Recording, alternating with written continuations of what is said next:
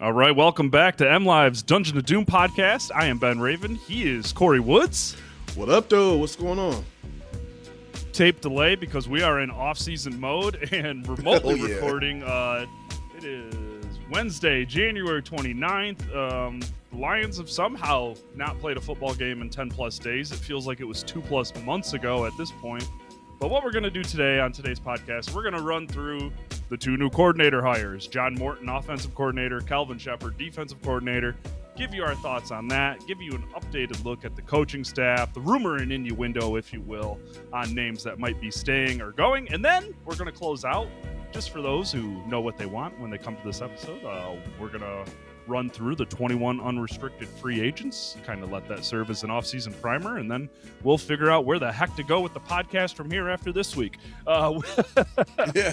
Kory, we got an offensive coordinator. We got a defensive coordinator.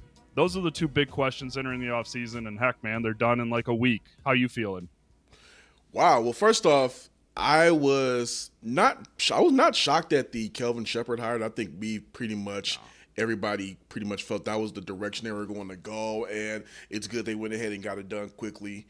But I will say that the John Morton one, which I'm pretty sure we're going to dive into a little bit more, I thought that one was actually done quicker than I expected. I thought that this coordinator search for to replace Ben Johnson might have dragged out maybe to as late as the end of this week, maybe the beginning, maybe as late as next Monday or Tuesday. But the fact that they wrapped that up, before the end of this week, to me, that one was the one that was like, oh, okay, they're moving quickly. Yeah, I was also the only reason I was not surprised by Shepherd or the quickness of the DC hire. I mean, I think we pretty much led into that on last week's podcast that we expected that.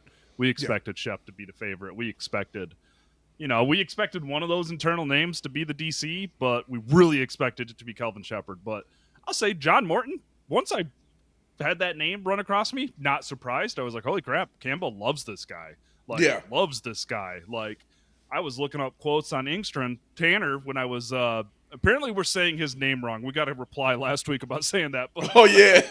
I seen that. So we're doing our best. But I was looking for quotes on Tanner from Campbell, and I found this one from 2023 when Campbell got asked, just like, Tanner's continued to grow, passing game coordinator, following a similar track of Ben Johnson. And Campbell goes, yeah. But you know what I think really helped? Was the guy that hasn't been here for a year, John Morton, who's a superstar, like went out of his way to praise this guy. And I mean, when you just look at it, you're like, all right, they work together on the same offensive staff in New Orleans. They come from, John Morton's got a pretty deep connection tree, just like Campbell, but they come from that Sean Payton tree, if you will. Yeah. Morton's coming to Detroit from Denver, where he was passing game coordinator, and he's previously worked with Goff. He knows Detroit's offense. He gets credit for installing some of the passing concepts, so that's going to be approved by Jared Goff, as Campbell said was going to be important. So, like, the only thing I was surprised was one name leaked about an interview for OC, and then it was freaking done. So there you go.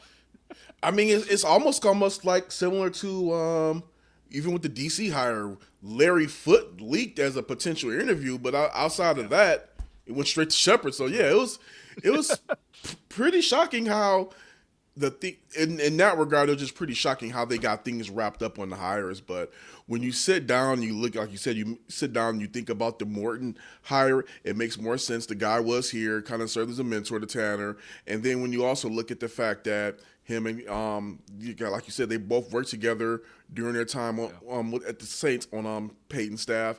And then I started also looking at some of Tanner's histories. He's been an offensive coordinator a couple times. One time, the NFL stint, Morton. The NFL stint, I didn't hold that much against him, because when you look at that Jets team that he was the OC of, he didn't really have much to work with. And but when you look at his time at USC, he was on Pete Carroll's staff, and they had some Rose Bowl victories to his name. So, and then just looking at the job that he did this past year with the Broncos, he was a guy that Peyton regarded as being very tough on the players and the rookies out the gate. And Bo Nix had a very much rookie of the year as season if Jaden Daniels didn't exist. So, yeah, right. yeah. So I'm in the I'm in the wait and see mode for this one, but I think it's a hire that is understandable. Yeah, and I think it's a hire that allows Campbell to have ownership of his offense and to be involved like he kind of said he wanted to do. And then, I mean, the defensive staff is just moving some pieces around. But yeah, a lot of people are wringing their hands and complaining about the 2017 New York Jets, which John Morton was offensive coordinator was. And fun fact, Casey Rogers, the team's new defensive line coach, was defensive coordinator. Yeah. So yeah, there are some ties, man. But let's just run through those 2017 New York Jets. You're right. This is gonna be the same message I had to people about worrying about Frank Ragnow. Take a drink of water, stand in the mirror, slap yourself in the face, and wake up. Like, his starting quarterback was 38-year-old Josh McCown. McCown, for his efforts, had his career best marks of passing yards and touchdowns. The man's 3 top receivers were Jermaine Kearse, Robbie Chosen, and a name I have not heard in quite some time, Austin Safarian Jenkins. And you want to know who had the second most touches for the 2017 New York Jets? I don't think you'd ever be able to guess this one. Matt Forte. Wow. Former in Bears. 2017. Yeah, from the Bears. So I think Morton will have a little more talent and a longer leash here in Detroit. Yeah, most definitely. Like, I'm not gonna sit here and like say that I saw this coming or anything like that, but it is a hire that comes through, and you're like, he checks every single box that Campbell laid out when he was talking about what he wanted in a coordinator. Knows Goff, knows Campbell, same terminology, knows what they want to be about. That's so. I mean, it's one of those things where like didn't see it coming, didn't see that name specifically coming, but now that I see it, I'm not surprised at all by it. And also, too, I do think it does say something about Campbell and the fact that while Tanner is a growing name, he's a guy that could possibly also not be here anymore. There are reports surfacing that he could boat to New York and follow Glenn and join the Jets. But I will say that promoting one first-time coordinator is one thing. Promoting 2 when you have a Super Bowl window could be a tad bit dicey. So I definitely understand that one. Even though with Shepard there may not be much of a drop off in message, do you really want to do that with 2 first timers when you have like let's just say a 2 to 3 year window where you can kind of make this thing happen? No, it's a great point. Yeah. Because I think with Shepard, I mean, the main thing is just going to be getting him used to calling plays, getting him used to that. And I think Aaron Glenn was already kind of doing that as much as possible with the relationship. Like, Glenn was calling plays and running his defense. Let's not get that twisted. But, like, if there was an opportunity to give Shepard a moment in front of the team or give Shepard a moment on that sideline while AG did one of his viral sitting on the bench, reading his tablet, fixing his glasses moments, I mean, Shepard was the guy rallying the troops when that was going on. I mean, literally every single time. You don't see that on the broadcast. And the fact that you have a former defensive coordinator in Casey Rogers on that staff, the fact that Jim O'Neill, who's held a lot of roles on that staff, remains on that staff. Deshae Townsend did not get a defensive coordinator job elsewhere. Appears he's going to be back. I mean, there's a good foundation for Shepard to work with. I understand I understand exactly what you're talking about. Morton's done this before. Campbell knows him well. Tanner has not done this before. And I will, just to get a little joke in, I've enjoyed Lions fans freaking out about Tanner while sharing the wrong photo of the man all week long. I'm like, you don't even know what he looks like. Let's get a grip on this situation right now. Yeah, I'm like, you guys are freaking. Is it like, are you freaking out because you know exactly what he does and who he is? Or are you just freaking out because somebody's telling you, oh, they're leaving. Everybody's aborting ship. I mean, I even had fans say like, hey, what's going on with Campbell in the locker room? Are these guys leaving a reflection of him? Like, all of these guys left for promotions. He's starting his coaching tree. Yeah, I'm like that's literally what's happening. and I'm like, you do realize that when Campbell left the Saints, he poached coaches from other teams to come here, right? Yes, he did. I mean, that's how you build a roster, a staff. This is it's a problem. It sucks for sure. I get it. Yeah. But like, it's a good problem to have. Absolutely. I mean, it just is. It just is a good problem to have. I mean, now Dan Campbell gets to have his own Wikipedia page. Dan Campbell coaching tree. There you go. But yeah, let's run Absolutely. through a couple of the staff notes. You mentioned Tanner. National rumor and innuendo mill is attaching him to the New York Jets. That makes a lot of sense. The other name that we've seen attached to the Jets and Glenn's staff in New York. By the way, Aaron Glenn, introductory press conference, fantastic. Go check that out, everyone. It was fantastic. But Mark Brunell has also been connected to that New Yeah. York staff. And Antoine Randall and JT Barrett, the assistant quarterbacks coach, yes, that JT Barrett of Ohio State fame, are following Ben Johnson to Chicago. So, wide receivers coach is open. Seth Ryan, the assistant wide receivers coach, really respected and liked in that locker room. And I will just say, John Morton's former wide receiver at Western Michigan. He is a Michigan native, played wide receiver in the NFL, NFL Europe, Canadian Football League, knows wide receivers very well. That's his expertise. So, like, Yeah. don't freak out too much about that. They're in good hands there. Again, we can kind of beat this point, as much as we want. But again, at the end of the day, Dan Campbell and Brad Holmes had the sense to hire these guys to begin with. So if they knew to bring them one staff and they would be a good fit, I'm pretty sure they would go out and have the same type of mindset in finding their replacements. And I mean, one thing also about Campbell that we've seen when it comes to his coaching staff is that if something is not working, he does not hesitate to replace you. Yep. No, man, this is what, the third or fourth defensive line coach in his 3 or 4 years here. I mean, Aubrey President, Anthony Lynn, John Scott 1 year, Todd Wash I think was 1 year, Mark DeLone was 1 year to promote Calvin Shepard. I mean, like, when something's not working, like you said and you've said before, he'll eject. He'll hit eject and say, wow, messed up here. Let me fix this. Let me get my hands on this situation. Let me see what they need. And I mean, the man's batting average is Triple Crown worthy right now. I mean, it really is. And I think that's for those of you who are looking for myself or Kory to be nervous about anything. I can't fake that nervousness. I can't fake a angry negative column right now because I have so much faith in Dan Campbell and Brad Holmes based on what they've done and the fact that they are literally doing exactly what they said they were going to do. And then on top, yeah, go yeah, ahead. I mean, Yeah. Campbell said that he wanted these guys on his staff to be set up for promotions down the line. If he would, he said, to kind of paraphrase him, he said he would love to keep those guys, but he wants them to succeed. He wants them to go on to be head coaches one day. So this is how it happens. And just on top of it, I mean, at the end of the day, you still have these core pieces of that personnel locked up for 3 to 4 years. So, I mean, the window, the staff is going to look different, but the window is still open as long as you have Dan Campbell and Brad Holmes.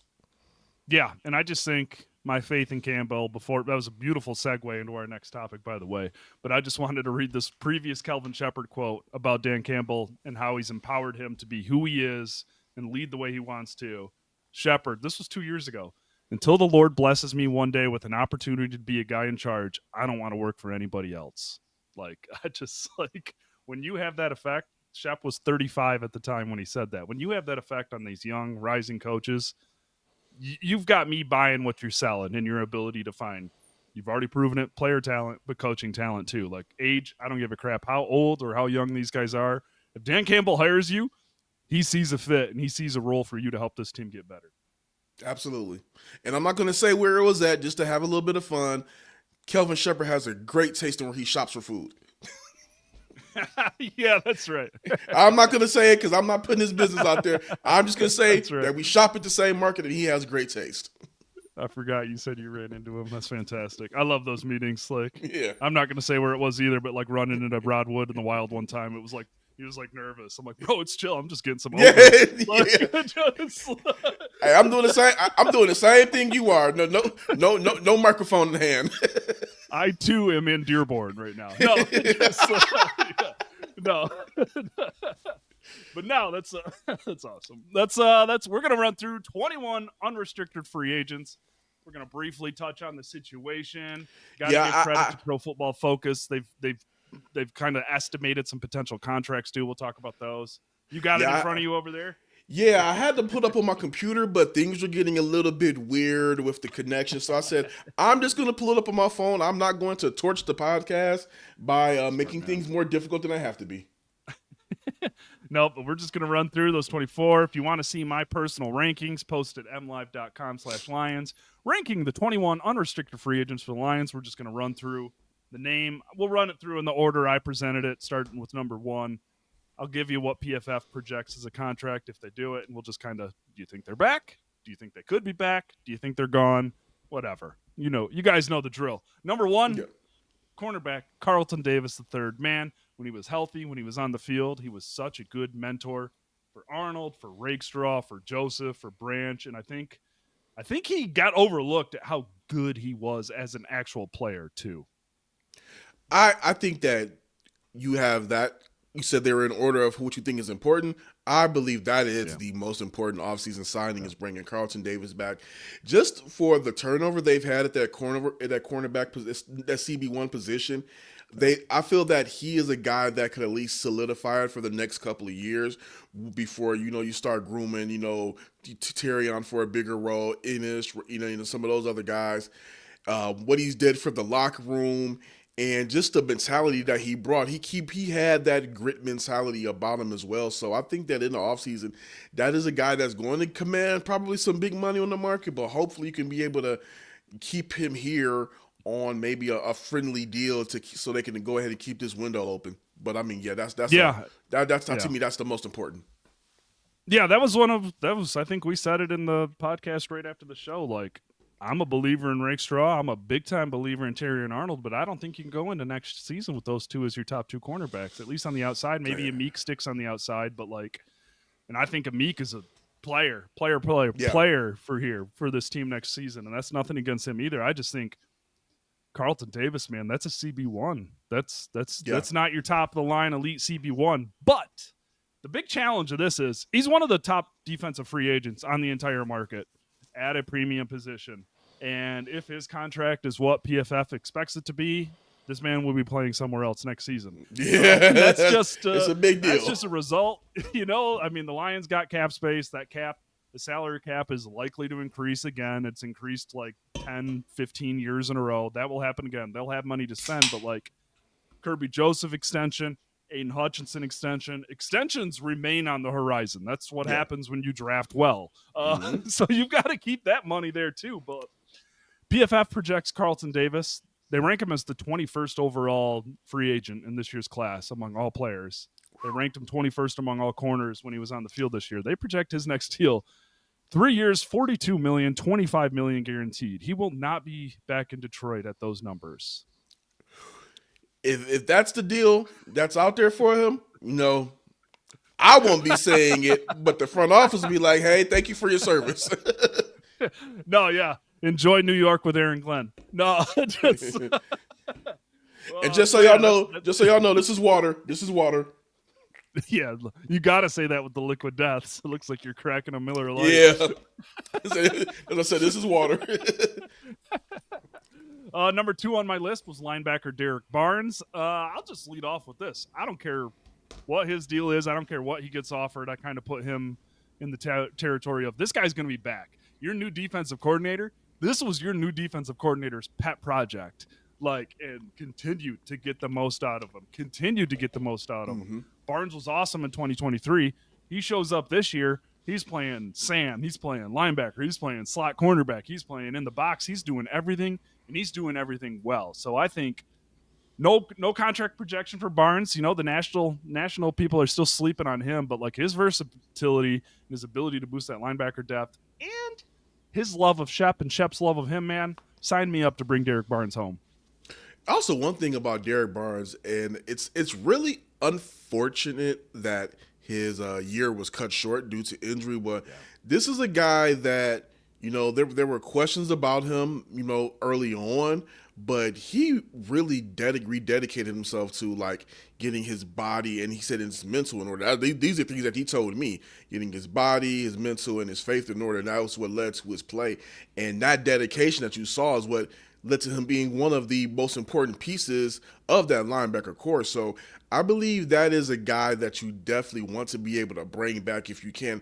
Also, it just goes to show that when you come to Detroit, or if you're drafted by Detroit, if you play well, we reward you. And to continue to have that reputation about the team, that is something they want to have. I don't think you should let a guy like that leave unless it just got too rich for you. No, you're 100% right. Like, he continued to get chances. They continued to see something with him. And he's one of those original guys to take advantage of the land of opportunity here. He just checks so many boxes. I mean, he boosts your pass rush depth. He boosts your linebacker depth. And I mean, you look at that defense down the stretch right now. What did they need? They needed linebacker depth. They needed pass rusher depth. Derek Barnes, bring him home. Bring him home. Mm-hmm. Number 3 on the list, defensive lineman Levi Onwuzurike. Man, I know they'd love to bring him home. I know they would, because they waited for him. They waited for him. They waited for him, and they waited for him again. And just the definition of a homegrown piece. Brad Holmes' first second-round pick. The second pick he made as general manager. And it took 3 or 4 years to get him here, but man, he got here. One of the top pass rush win rates among interior defensive linemen. Filled in at defensive end. Filled in inside-outside versatility, man. I know they'd love to bring him back, but I think Levi might have played himself into another tax bracket. Yeah, that's very well possibly did that. But also, too, I think they're going to try to bring him back just off like you just said. When you invest that much time and have that much patience with somebody and you start to see them really kind of find themselves, you don't want to see them walk out the door and go to somewhere else and really become the player that you envisioned they were. Like, I mean, just imagine if you invested all this time into him and he goes in division. Oh, that would be horrible. So I could definitely see them trying to bring him back. But again, I could say this about a lot of guys. I think with him, that could be a guy where they're like, all right, we might have to go in a different direction, possibly in the draft to replace you. But if you can bring him back, that is another depth piece for a team that was just peppered with injuries on that side of the ball all year long. Yeah, man, I know. Levi, man, he's been through so much. It's been so refreshing to see how he's fought through these issues. I mean, spinal fusion surgery, back problems, literally missing 2 years, missing his final year of college, and interior defensive linemen who can rush the passer and play defensive end on run snaps, man, those are valuable. Those are rare guys, and he's back at his playing weight that he wants to be, plus 300, and PFF does project his next contract. I would say this: if it stays in this range, the Lions got a chance. If it goes above this, they got too much. They got too many other things to take care of. But they project it 2 years, $17 million with 10 guaranteed. That's not out of this world. That's not offensive. It's not offensive, and I think they're on the low side. Is my point here. I think he has earned some more. It's going to be tough to bring him home, but man, gosh, homegrown, man, you waited so long. I'm with you. It would suck to watch him leave just because it's like, damn, you saw the light. You knew it. You knew he was there, and you were right. Now you want to watch him go hit with someone else? Yeah, that would suck. Yeah, nah. All right. Number 4. This is an easy one. Right guard Kevin Zeitler. Man, that guy was awesome. One of the best run-blocking guards on the face of the earth still this season. Has hinted that he wants to come back for year 14. I'll be simple. If they can keep it in the 1 year, $6 million plus range, once again, get him back here. He can start while they let Glasgow and Mahogany compete in camp. Perfect what I was just about to say. I know that everybody's ready to go ahead and throw Mahogany out there. I would probably say let him get one more year. Let him get one more year of seasoning. And how you do that by bringing back Zeitler. I believe that if you looked at this divisional round game, that his presence was sorely missed. And if you can get that guy back healthy and he wants to return and both sides work on a very favorable deal, I think he would come back on. I think he would come back on something like that. I think from if I can kind of judge the social media presence from his family, sure. They love Detroit. So bring back Zeitler for at least one more year. Who knows? Maybe that might be his swan song or something like that. But bring him back before you kind of throw Christian out there. He's a Midwest guy. He can do his Midwest things here. He's in the twilight of his career, playing for a Super Bowl contender. There's a starting spot here waiting for him. And like you said, like I know people are ready to put the crown on Mahogany's head, and he was great in those 2 starts. But like, if you got Kevin Zeitler penciled as your right guard, and you're going into training camp with Glasgow versus Mahogany for that left guard spot, it's a very good situation to be in. So I say, bring Zeitler back. He was a fit here in every sense of the word. That's all we need to say there. That one was easy. Number 5, though, Ifeatu Melifonwu. This one's tough. This one's tough just because when he has played, man, love the player. Hard-hitting mentality. Great on the blitz. Great on the blitz. Like right up there with Brian Branch in terms of this team's best blitzers. And just a clutch guy, too. But, like, 31 games missed in 4 seasons with, like, 5 position changes in there. For me, this is going to be the first one where I'm going to say this is a guy you might be able to find a replacement for through the draft or through free agency. My thing is when he's healthy, he's good. But again, the caveat is when he's healthy. With the team that has a Super Bowl window, the best ability is availability, and I think they're going to have to go ahead and, probably go in a different direction on this one. He's going to command big money, I believe, because he has that type of talent. But do you want to go ahead and invest in him long term? And I just don't see him returning. I can see him possibly, following either one of the coordinators that just left to either, Chicago or New York. But iffy is one that I'm iffy on. Nice. He said, he told us in the locker room on locker room cleanout day just a little more than a week ago. Gosh, that feels like forever ago, that he'd love to be back in Detroit. But like you said, I don't think he's back in Detroit unless it is a team-friendly 1-year deal. And this is someone that could merit some interest. Like, all right, I know what he is when he's healthy. Maybe he just needs a change of scenery. So I'm very on the fence on that one. I'm 30% he's back, 70% he's not. So yeah. Number 6, wide receiver Tim Patrick. Man, I don't know. The wide receiver 3 role isn't the meatiest here in Detroit. This offense runs through St. Brown, J-Mo, Laporta, Gibbs, and Montgomery. That's not going to change. We'll see what happens with Tim Patrick. I think he liked it here. I think they liked him here. I think he fit in well with that role. 33 catches, 394 yards, and 3 touchdowns. 2 of those in 1 game. Just missed back-to-back seasons, and I don't know. I think the Lions should bring him back. You know what? Prepare for the future at that position. But, like, if you come into camp with Patrick and Allen Robinson, maybe a rookie or 2, competing for wide receiver 3 with Khalif Raymond still in his role, like, that's a good situation. And I think, like, Patrick just survived a season, man. What else do you want from him, Yeah, that's a guy that I'm high on bringing you back. He's the big body that you need. Replacing Josh Reynolds was already going to be a tall task for anybody. I think he did an admirable job at it. I think as we've seen the season progress, Goff got a little bit more comfortable with their chemistry. So I would like to see how he does with another year in that role, in the training camp, and how they're able to kind of get things going. I would like to see him back. And I think they could probably get him back on a nice deal too. I don't think it would be. I don't see him commanding crazy money on the market. And from the videos that we've seen after celebrations in the post locker room, it looks like that guy is well liked within the unit. So that's a guy. Yeah, I would bring back Tim Patrick.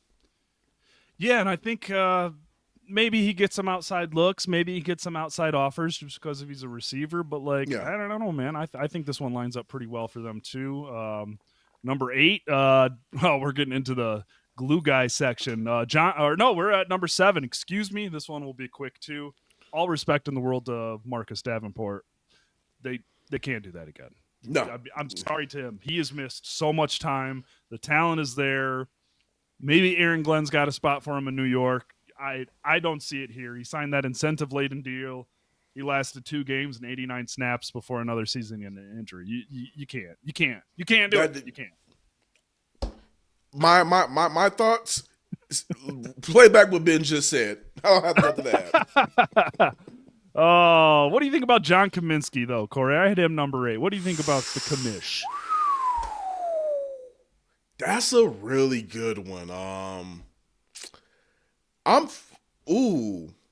I'm for bringing the commish back. I really am. I think that it really sucked to have him gone this year, but when he was Mhm. out there, that guy is a playmaker and he's reliable as a part of that depth. He's a guy that I would try to find a way to bring back somehow. I don't know what that looks like for him on the open market or whatnot, but just the presence he had on that unit and in the locker room, I think that's a guy you got to find a way. Even if he has to come back and fight for a spot on the roster, I kind of look at him as like one of the Dan Skippers of the Yeah, defense. Like, man, everybody freaking loves this guy. Like, not just because, but because of how hard he works, what he's been through to get here, what he's earned, and what he's represented. I don't think there's going to be much competition for John Kaminsky. He was not great when he was healthy last season. He had the breakout 2 years ago, and he's had a lot of injuries since. So I think that is a potentially decent depth boosting move at a yeah, very that's low not yeah. risk. Mm-hmm. Yeah. And hey, number 9, Dan Skipper. I forgot he was next on the list. Keep this short. He filled in at left tackle 3 games. He is their extra blocker. He is a Yeah, cult hero. Bring him home. Keep him bring here. him home. Yep, keep him here. Oh, now we're getting into like the defensive section of guys who got forced into playing time. Number 10, edge rusher El Quadin Muhammad. Man, I think he was the player that took the most advantage of this injury situation this year. I mean, he played a key role, man. This was an Aaron Glenn draft pick back in the New Orleans days. Played for the DC, 29-year-old, 3 sacks, 5 quarterback hits. Seemed like he belonged. Like, never seemed like the moment was too big for him. And I mean, obviously it depends on if there's outside competition, but like anything that boosts your pass rush depth, you get their butt back in the building. That's where I was going at with Muhammad. It's not of if you should bring him back, it's if he played himself out of Detroit. Mm-hmm. That's the concern that I have about him because I mean, like you said, he was a force to be reckoned with, and just being able to have him back for another season and as a depth or maybe who knows, maybe competing alongside Ada. You never really know. I'm just saying, but yeah, I personally think he might have played himself out of Detroit, but if they can get him back, that's a major win. Yeah, he's a very strong bull rusher, fit their style, fit what they wanted to do, but like yeah, he was good. Like he belonged. Like he really did. And those are the top 10. We're getting a little long in the tooth right now, so we're going to go rapid fire for the next one. All I'll right, there take we go. 11. You're going to take 12, and we're going to shoot back and forth. I'll take 11. Cornerback kick returner Khalil Dorsey. Ugh, brutal injury, broken tibia and fibula in the loss to the Bills down the stretch. They were singing his praises as one of the best special teamers in the league. If he is, it's all about his injury timeline, but like, man, him on locker room cleanout day was just like, man, I just hope I get another shot. I just think the praise from Dave Phipp and company on him, they'll bring him back, see where he's at, maybe practice squad him, injured reserve him, find a way to keep him on. I mean, you need pieces for that special team unit too. On to Kory for number 12, everybody's favorite backup cornerback, Kendall Vildor.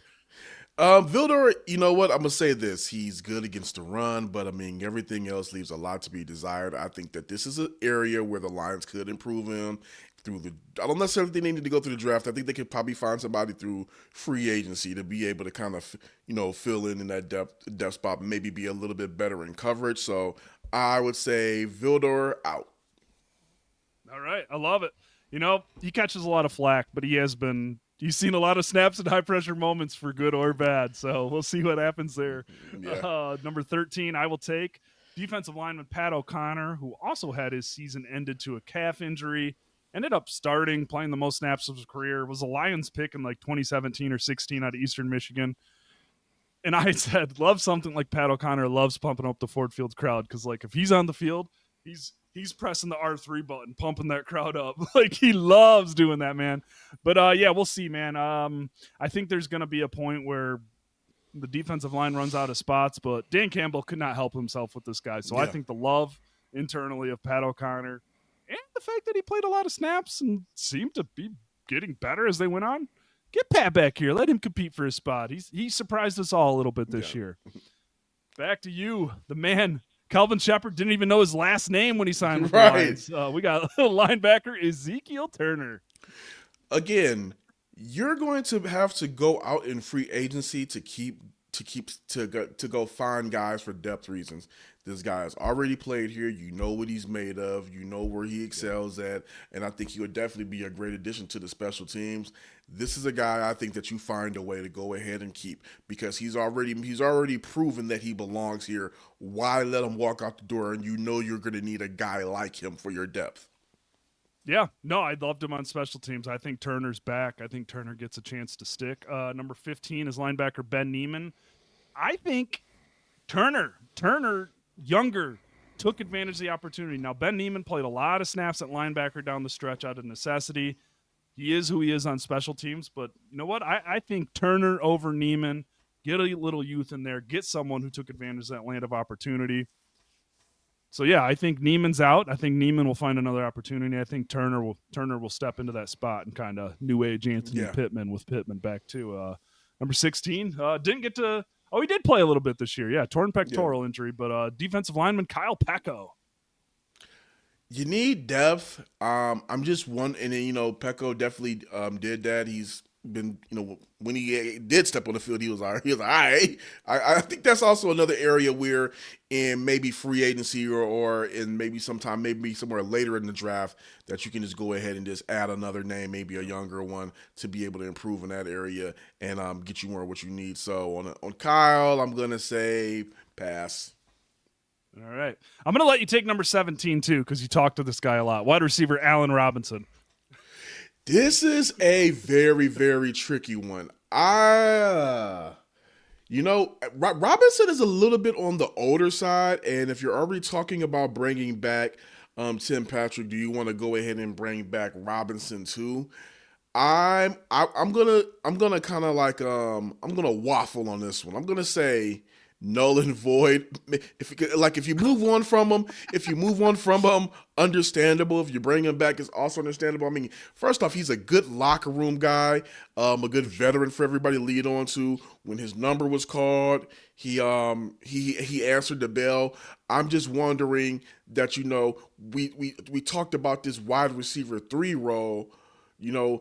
Maybe if the decision comes down between him and maybe Allen Robinson, I mean, I think you got to go Tim Patrick, and then for that maybe that 4 and 5, you can go a little bit younger and start grooming some of those guys to possibly move up to wide receiver 3 at some point. Yeah, and I think the same thing could be said about Patrick as Robinson. They're probably going to look to boost that depth this season. So like whether they're back or not, they're going to have to fight for their spot.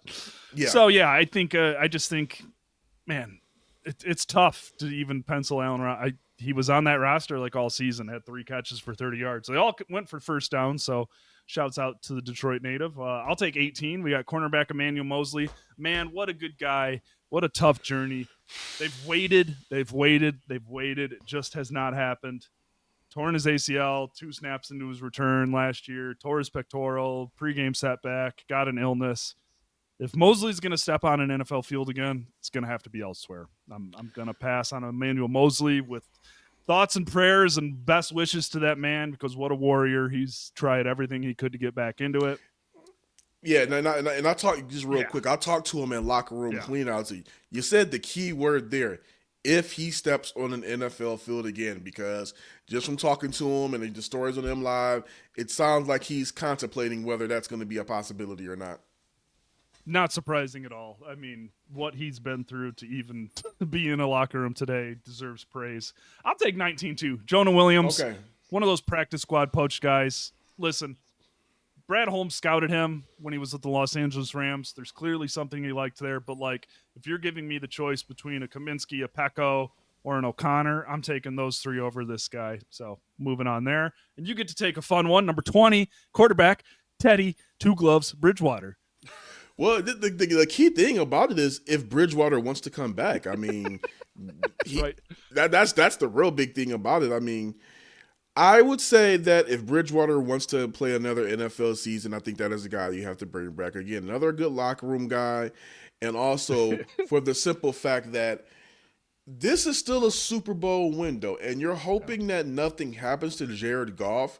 But in the event that something does happen, you have a quarterback that is taking meaningful NFL snaps that can step right in and steady the ship. Maybe he may not be Jared Goff, but he can be Teddy Bridgewater, and he's a guy that has proven that he can win some NFL games, and you're surrounding him with a very talented roster. No disrespect to Hendon Hooker, but just from what we've seen in training camp, and also just, hey, look at this. Going into that Commanders game, they made Bridgewater the backup. That was for a reason. So, yeah, I would definitely try to see if Bridgewater wants to come back. I think he's going to try to do exactly what he did this year for as long as he possibly can. Coach high school, on retire, see him get a deal, repeat, wash, repeat, wash. Number 21 is easy. Michael Badgley, you gone. Sorry, that's a Jake Bates thing. That's not a you thing. Maybe they bring in some competition to fight for a practice squad spot, but I don't see the need unless something happens with Bates. You got your kicker of the future right there. And that is it. We did it. 21 unrestricted free agents. Yeah, that's all we got for you today. That was a lot. We went long, but it needed to be done. We've set the tone for the offseason. Absolutely. Free agency will be here before we freaking know it. The NFL Combine will be here before we know it. We're not going anywhere. We will not be twice a week, but we will be once a week. Wednesdays and Thursdays are going to be our recording day. We'll eventually get back into the mailbag swing of things, but there's just been a lot to talk about without needing questions. Yeah, absolutely. Right? I think we just did 40 minutes without a question. So shout out to producer Patrick for putting up with us. Shout out to Kory. Shout out to myself. This has been your Dungeon to Doom podcast here at MLive, and we'll see you guys next week. See ya.